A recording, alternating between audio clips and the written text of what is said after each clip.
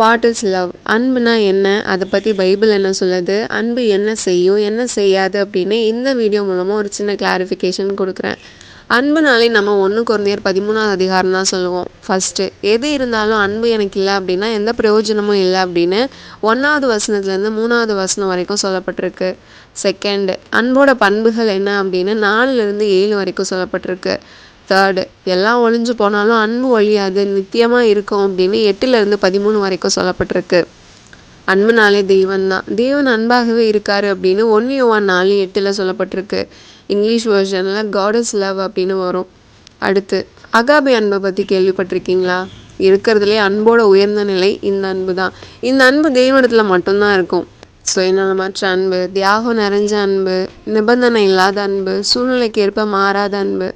நம்ம லைஃப்பில் இந்த கேரக்டர்ஸ் கொண்ட பர்சன்ஸ் யாராவது இருக்காங்களான்னு யோசிச்சுட்ருக்கீங்களா? சான்ஸே இல்லை. ஏசுப்பா அளவுக்கு யாராலையும் நேசிக்க முடியாது. ஓகே, அடுத்து அன்பு என்னெல்லாம் செய்யும் தெரியுமா? தயவாக இருக்கும், பொறுமையாக இருக்கும், சத்தியத்தில் சந்தோஷப்படும், எல்லாத்தையுமே தாங்கும், எல்லாத்தையுமே விசுவாசிக்கும், எல்லாத்தையுமே சகிக்கும், எல்லாத்தையுமே நம்பும், மன்னிக்கும். ஃபைனலி வெறும் வார்த்தையால் மட்டும் இல்லை, செயலால் அன்பு வெளிப்படும். இதையும் பைபிள் வசனம் தான் சொல்லுது. 1 யோவான் 3:18 வாசிச்சு பாருங்கள். அடுத்து அன்பு என்னெல்லாம் செய்யாது தெரியுமா? பொறாமப்படாது, தன்னை பெருமைப்படுத்தாது, பெருமை கொள்ளாது, மற்றவங்கள குறையா சிந்திக்காது, சுயநலமாக இருக்காது, தீமை நினைக்காது, கோபம் வெறுப்பு கொள்ளாது, அக்கிரமத்தில் சந்தோஷப்படாது, தோற்று போகாது, பயம் இருக்காது, போலியாக இருக்காது. விசுவாசமும் பெருசு தான், நம்பிக்கையும் பெருசு தான். ஆனால் இது ரெண்டையும் விட அன்பு தான் பெருசுன்னு வேதம் சொல்லுது. எல்லாம் ஓகே, அப்போ உண்மையான அன்புனா என்ன அப்படின்னு கேட்குறீங்களா? இப்போ உங்களுக்கு இன்னும் கிளியராக எக்ஸ்பிளைன் பண்ணுறேன்.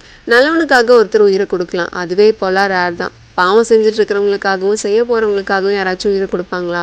இப்போது உங்களுக்கு தெரிஞ்சவங்க ஒருத்தங்க இருக்காங்க, அவங்க தப்பு பண்ணலைன்னா நீங்கள் அவங்களுக்கு சப்போர்ட் பண்ணுவீங்க. தப்பு பண்ணியிருந்தால் மேக்ஸிமம் நம்ம சப்போர்ட் பண்ண மாட்டோம்.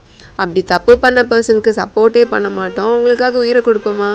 கண்டிப்பாக கிடையாது. ஆனால் ஒருத்தர் பாவிகளாக இருக்கிற நமக்காக பாடுபட்டு, அவமானப்பட்டு, நொறுக்கப்பட்டு மறிச்சார்.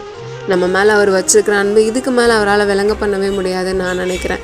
நிறைய டைம் அவரோட அன்பை நினச்சி நான் அழுதுருக்கேன். நீங்கள் மட்டும் ஏன் என்னை இவ்வளோ நேசிக்கிறீங்க அப்படின்னு. அவர் நமக்காக வெளிப்படுத்தின அன்பு விலையேற பெற்றது. அதுக்கு நம்ம டிசர்வ்டு பீப்புள்ஸே இல்லை. ஆனாலும் அவர் உங்களை அதிகமாக நேசிக்கிறாரு, இப்போவும் நேசிக்கிறாரு. நீங்களே விட்டு ஓட நினச்சாலும் இந்த அன்பு உங்களை துரத்து பிடிக்கும். அன்பை பற்றி நான் என்ன நினைக்கிறேன், பைபிள் ரிலேட்டடாக ப்ராக்டிக்கலாக நான் கற்றுக்கிட்டதை பற்றி தெரிஞ்சுக்கணும்னு நீங்கள் நினச்சிங்கன்னா பார்ட் 2 அப்படின்னு கமெண்ட் பண்ணுங்கள்.